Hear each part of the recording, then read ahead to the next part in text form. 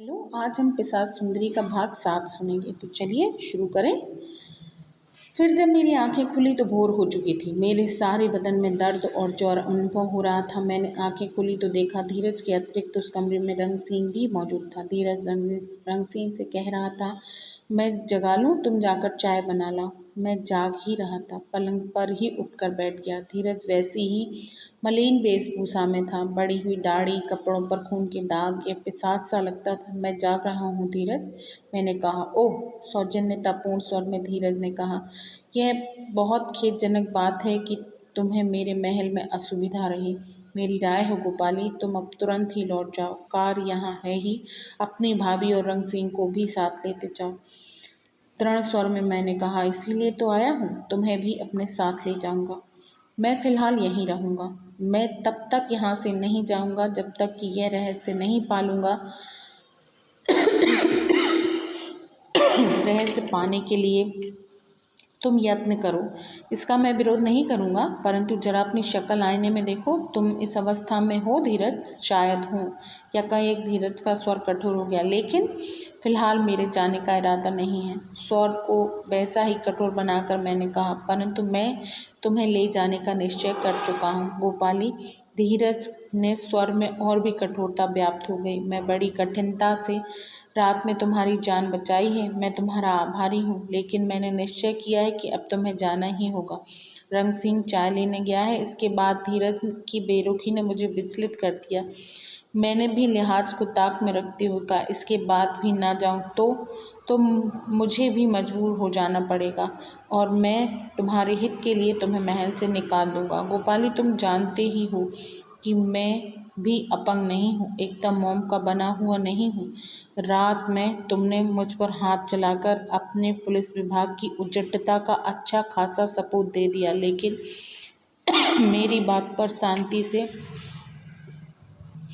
विचार करना। मैं नहीं चाहता कि मुझे भी वैसा ही कुछ करना पड़े हर समय उनके लिए जो मेरे कार्यक्रम में बाधक हों। मैं जेब में भरी हुई पिस्तौल भी रखता हूँ और तुम जानते हो कि मैंने निशानेबाजी में कई इनाम जीते हैं। धीरज ने वास्तविकता को जताने के लिए मुझे पिस्तौल भी जेब से निकाल कर दिखा दिया। हम दोनों के बीच में कटुता की दीवार सी खड़ी हो गई। कुछ क्षण कमरे में मौन छाया रहा। मैं मन ही मन नई योजना पर विचार कर रहा था। धीरज की धमकी का मुझ पर विपरीत प्रभाव पड़ा था और मैंने यह निश्चय पर पहुंचा कि अब धीरज को जबरन यहाँ से ले जाना होगा। धीरज ने टोका, कहाँ? मैं जा रहा हूँ, लेकिन चाय? धन्यवाद। बुरी बात है कि नाराज होकर जा रहे हो। नहीं, यह अच्छी बात है कि मैं नाराज होकर जा रहा हूँ। दुनिया के करोड़ों अरबों की चिंता किसी एक को नहीं हुआ करती। मुझे इससे कोई सरोकार की नहीं कि तुम पर क्या बीतती है। यह अच्छा हुआ कि मित्रता के संबंध तुमने अपनी ओर से समाप्त कर दिए। धीरज ने मेरी बाह पकड़ ली। मेरी बात सुनो गोपाली, मैंने झटक कर अपनी बाह छुड़ाते हुए कहा, हम दोनों को आपस में कुछ कहने सुनने की ज़रूरत नहीं है गोपाली। नहीं, मैं और तुम दोनों दोस्त हैं, हम दोनों सदा दोस्त रहेंगे, दोस्ती का उदाहरण बनकर रहेंगे। देखो, इधर देखो, इस तिजोरी में देखो। मैंने मुड़कर देखा, अलबत्ता मुझे तिजोरी में दिलचस्पी नहीं थी। अब तक जो बीता है उसका अक्षर अक्षर मैंने लिखा। यह मत समझना कि तुमसे कुछ छिपाने का मेरा विचार है। इसमें रखी हुई डायरी तुम्हें ही समर्पित है। अगर यह डायरी पूरी हुई तो जानकारी का अनमोल खजाना सिद्ध होगी। अगर यह डायरी अधूरी ही रह गई तो यह तुम्हारी संपत्ति होगी। मैंने सब कुछ इसमें लिखा है। जानबूझकर नाराजगी का प्रदर्शन करते हुए मैंने चलने का उपक्रम किया। वह हाल तक मेरे पीछे पीछे आया।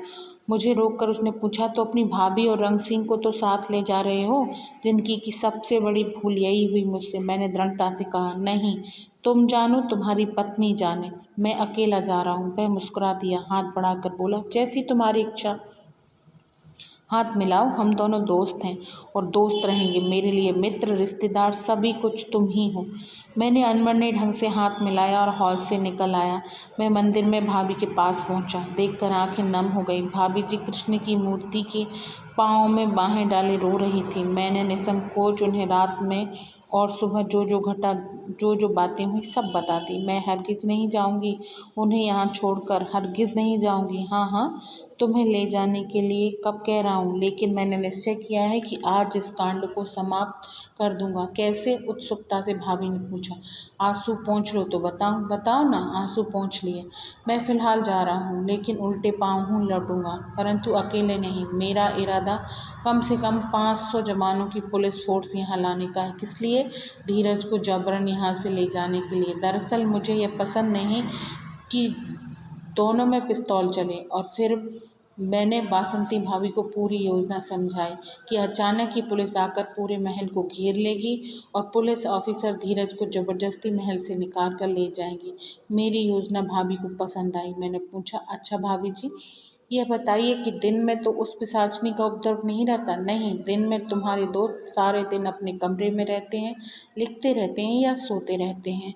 अब हमारी कहानी का भाग 7 समाप्त हो गया है। इसके साथ अगली कहानी भाग 8 में। Okay bye, take care.